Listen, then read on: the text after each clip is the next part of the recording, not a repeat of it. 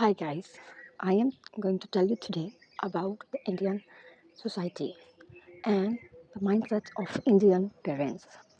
So, when usually you get around your 30s, like you are 28, 29, 30, at this age, if you're not married or if you are divorced till this age or you don't get a job, then your parents are not going to support you in India because they think that you are useless.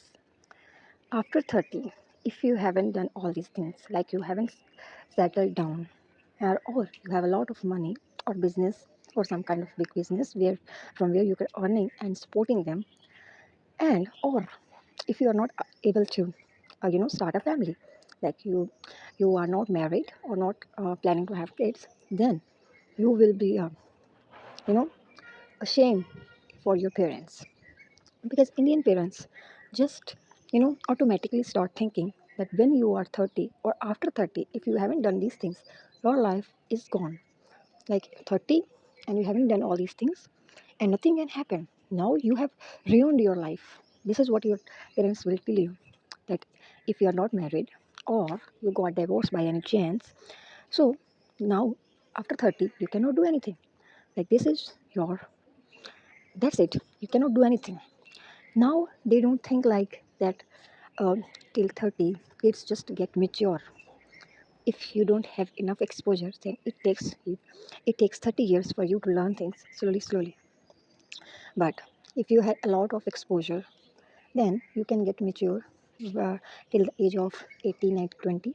But like if you are very from a background where you don't get that much exposure, then it will take you around 30 years of age when you get completely matured with money, with relationships, with your life choices.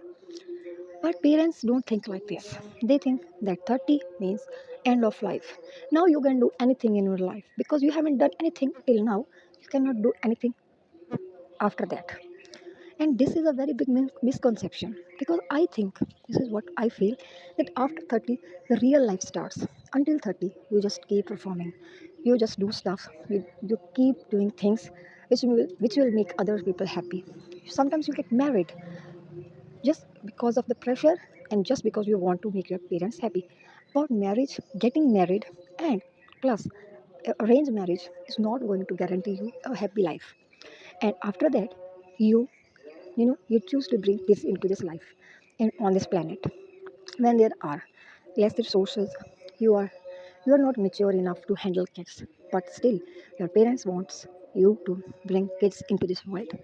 And tell now let me tell you guys, our parents have raised us and they are completely tired of raising kids. So they don't want to raise your kids. They just want you to bring the kids into this world and then take care of them by yourself.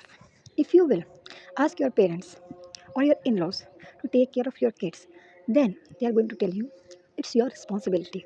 Take care of your kids. We have also taken care of our kids. Now it's your turn. So do it. Don't expect anything from us. But if you haven't gave them kids yet, they will be mad for kids and they will be running behind you telling you to have a kid, and they will support you. They will do anything for you to make this decision of having a kid. But after you give birth, they don't care because they know that biologically now you are not going to abandon your child and you will do everything. So they are chill now. They are in their chill mode. They think like they have a child, now they can do anything, now they will settle down. But trust me guys, getting married, having a kid does not mean that you are settled or your life is going to be a smooth ride. Sometimes the real problem starts when you get married and have kids. And now you are trapped because you don't have money, you have kids, and you have a broken marriage where your partner doesn't support you. So, what will you do now? You will just cry and think about your future. What else can you do? What else can you do now? Or you can blame your parents, but they cannot do anything either. And in India, people, girls especially, don't have no house, their parents' house or their in-laws' house. In both houses, they feel like they're outsiders. So it's not a very nice situation for girls in India. And boys also face their own problems, their own kind of problems, but still I think their life is easy busy, because they don't have that um, thing. When they become fathers, they don't just are trapped in the house and cannot leave or cannot do anything. They can do everything, you know nothing changes in their life. They can actually keep continuing the way they were living after marriage and after kids also. But a girl's life changes the day she marries.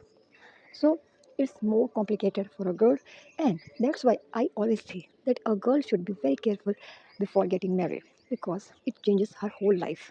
If you marry a poor guy, he will all your life will be ruined, and you will, trust me, you don't want to live a poor life.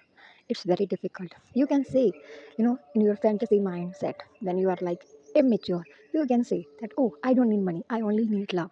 But trust me, girl, when you will get married and have kids, then you will definitely need money, because you need everything. You want to go on vacations, you need to buy new clothes for your kids and for yourself.